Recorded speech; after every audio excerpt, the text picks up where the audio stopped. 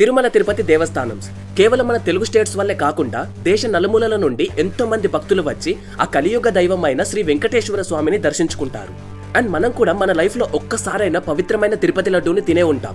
ఈ రిపోర్ట్స్ ప్రకారం తిరుపతికి దాదాపు ఒక్క రోజులో 50,000 నుండి 1,00,000 మంది వరకు భక్తులు వస్తూ ఉంటారు. అండ్ అలాగే ఎవ్రీ సింగిల్ డే టీటీడీలో 3 లక్షల లడ్డూల వరకు తయారు చేస్తారు. ఓన్లీ పాస్ట్ 3 days లోనే దాదాపు 14 లక్షల లడ్డూలు తిరుపతి దేవస్థానంలో సేల్ అయ్యాయి. ఎవ్రీడే తిరుపతి లడ్డూలో 100 kgs నెయ్యిని యూజ్ చేస్తారు. అయితే కరెక్ట్ గా 1 week ముందు సీఎం చంద్రబాబు నాయుడు గారు ప్రెస్ మీట్ లో తిరుపతి లడ్డూలో యానిమల్ ఫ్యాట్ అంటే జంతువుల కొవ్వుతో చేసిన నెయ్యిని కలుపుతున్నారు అని ఆయన అన్నారు. కడాన తిరుమల లడ్డు కూడా నాసి రకం. నాకైతే ఆశ్చర్యం వేస్తుంది. ఎన్ని కంప్లైంట్ చేసినా కడాన వెంకటేశ్వర స్వామి పవిత్రతను దెబ్బతీశారు.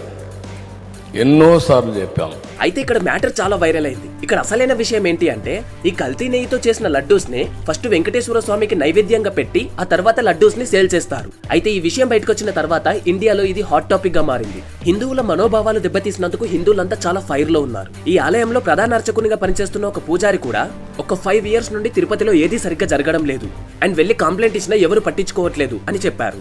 అసలు నిజంగా తిరుపతి లడ్డూలో యానిమల్ ఫ్యాట్ కలుస్తుందా? ఒకవేళ కలిస్తే దీనికి పరిష్కారం ఏంటి? ఇవన్నీ ఈ వీడియోలో క్లుప్తంగా తెలుసుకుందాము. Let's get into the video. Elections అయిపోయి ఎన్డీఏ విన్ అయిన 100 days సందర్భంగా ఎన్డీఏ ఎమ్మెల్యేస్ అందరూ కలిసి సమావేశమయ్యారు. అయితే ఈ సమావేశంలో చంద్రబాబు నాయుడు గారు మీడియాతో మాట్లాడుతూ జగన్ గారి హయాంలో తిరుపతిలో జరిగిన తప్పులన్నింటినీ బయటపెట్టారు. అయితే ఈ క్రమంలోనే ఒక సంచలన వార్త బయటపడింది. అదే తిరుపతి లడ్డూలో కల్తీ జరుగుతుంది అని. లడ్డూలు తయారు చేసేందుకు వాడుతున్న నెయ్యిలో యానిమల్ ఫ్యాట్ ని వాడుతున్నారు అని ఆయన చెప్పారు. ఈ టాపిక్ అయితే ఇండియా అంతా వైరల్ అయింది. బట్ ఇది నిజమా అంటే నిజమే.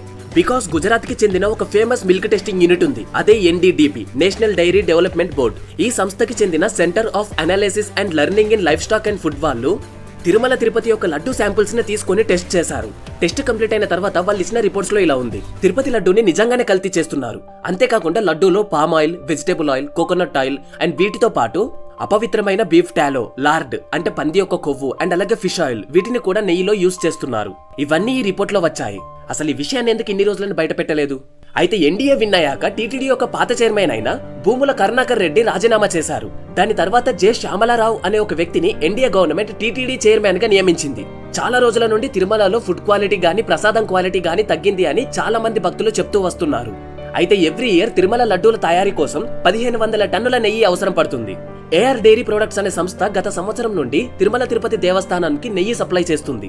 అయితే ఈ సంస్థ కేవలం 320 రూపాయలకే కేజీ నెయ్యిని సప్లై చేస్తుంది.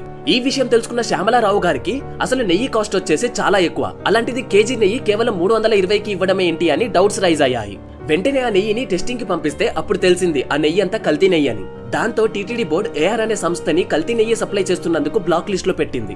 అసలు TTD board AR dairy products సంస్థని ఎందుకని నెయ్యి సరఫరా కోసం సెలెక్ట్ చేసుకున్నారు? టీటీడీలో లడ్డు ప్రిపరేషన్ కోసం ఎవ్రీ 6 months కి ఒకసారి ఎవ్రీ ఎలిమెంట్ లైక్ బాదం, పిస్తా ఇలా అన్నిటి కోసం బ్రాండ్స్ ని పిలిపించి బిడ్డింగ్ చేస్తారు. అఫోర్డబుల్ ప్రైస్ లో క్వాలిటీ ప్రొడక్ట్స్ అమ్మే వారికి ఈ కాంట్రాక్ట్ ఇస్తారు. 2024 మార్చ్ అంటే ఇంకా జగన్ గారు సీఎం గా ఉన్నప్పుడే ఈ బిడ్డింగ్ జరిగింది. టీటీడీ చైర్మన్ అయిన భూముల కరుణాకర్ రెడ్డిని గారిని అపాయింట్ చేసింది కూడా వైఎస్ఆర్సీపీ పార్టీనే. అయితే ఆ రోజు బిడ్డింగ్ లో నెయ్యి కోసం చాలా కంపెనీస్ పోటీ పడ్డాయి. అందులోనే కర్ణాటక గవర్నమెంట్ కి చెందిన కర్ణాటక మిల్క్ ఫెడరేషన్ లోని నందిని నెయ్యి కూడా ఉంది. బిడ్డింగ్ స్టార్ట్ అయింది, కానీ నందిని నెయ్యి బిడ్డింగ్ లో నుండి తప్పుకుంది. ఏఆర్ డైరీ ప్రొడక్ట్స్ అనే సంస్థ బిడ్డింగ్ లో విన్ అయ్యి నెక్స్ట్ 6 months కాంట్రాక్ట్ కొట్టేసింది. దీనికి రీజన్ ఏంటి అంటే ఏఆర్ అనే సంస్థ 320 రూపాయలకే కేజీ నెయ్యిని టెంపుల్ కి సప్లై చేస్తాను అని చెప్పింది. కానీ అప్పటికే టీటీడీ వాళ్ళు ఏఆర్ సంస్థతో డీల్ కుదుర్చుకున్నారు. అయితే అంతకుముందు దాదాపు చాలా రోజులు టీటీడీకి నెయ్యి సప్లై చేసింది నందిని నెయ్యి వాళ్ళే. 2013 నుండి 2018 వరకు దాదాపు 3,000 టన్నుల నెయ్యిని సప్లై చేశారు. అండ్ ఆ తర్వాత 2019లో 17 టన్నుల నెయ్యిని సప్లై చేశారు. ఇక 2019 తర్వాత మళ్ళీ నందిని నెయ్యి వాళ్ళు నెయ్యిని సప్లై చేయలేదు. ఎవ్రీ ఇయర్ తిరుపతిలో 12 నుండి 13 కోట్ల లడ్డూలను సేల్ చేస్తారు. అందులో కేవలం టీటీడీ లడ్డూస్ తోనే 500 కోట్ల నుండి 600 కోట్ల వరకు సంపాదిస్తుంది. ఇందులో నెయ్యి కోసం దాదాపు 250 కోట్లు స్పెండ్ చేస్తారు. తిరుపతి దేవస్థానం ప్రపంచంలోనే one of the richest temple. అలా టెంపుల్ కి యావరేజ్ గా 1,611 కోట్లు అండ్ వాటికి ఇంట్రెస్ట్ తో కలుపుకుంటే 1,167 కోట్లు ఇయర్లీ వస్తాయి. టెంపుల్ కి ఇంత సంపాదన వచ్చినప్పుడు క్వాలిటీ గీని వదిలేసి ఎందుకని కకృతి పడి 320 కేజీ నెయ్యిని తీసుకున్నారో ఎవరికి అర్థం కాని ఒక క్వశ్చన్. అండ్ మనకు ఇచ్చే లడ్డూస్ నే ఫస్ట్ వెంకటేశ్వర స్వామికి నైవేద్యంగా పెడతారు. ఇంత పవిత్రమైన ప్లేస్ లో ఇంత ఘోరం జరిగిపోయింది. ఇక్కడ ఇంకో థింగ్ ఏంటి అంటే ఇంత రిచ్ టెంపుల్ లో ప్రసాదం టెస్టింగ్ కోసం ఒక మిషనరీ లేకపోవడం అనేది చాలా దారుణమైన విషయం.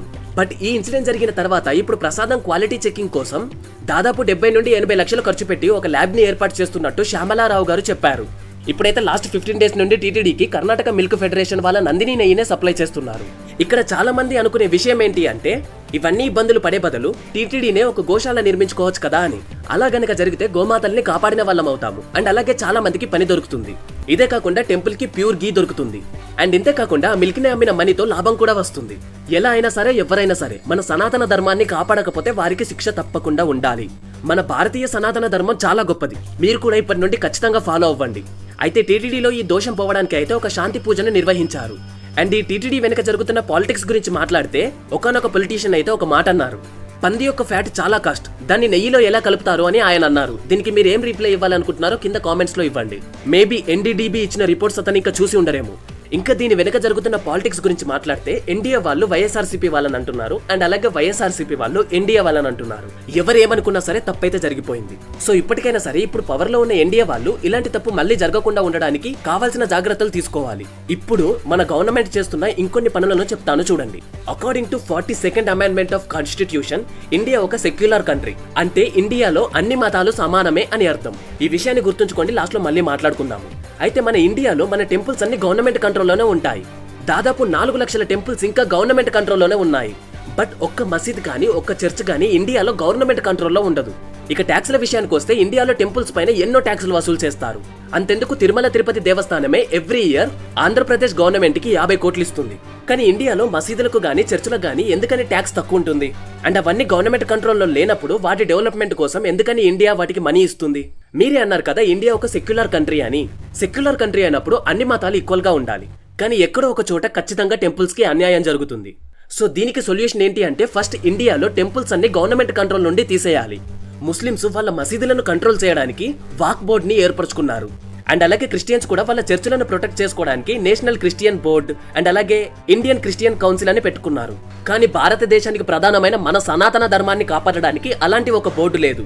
అలాంటి ఒక బోర్డుని స్థాపించాలి అండ్ అలాగే మన టెంపుల్స్ అన్నిటిని గవర్నమెంట్ నుండి ఫ్రీ చేసి ఆ బోర్డుకి అప్పగించాలి.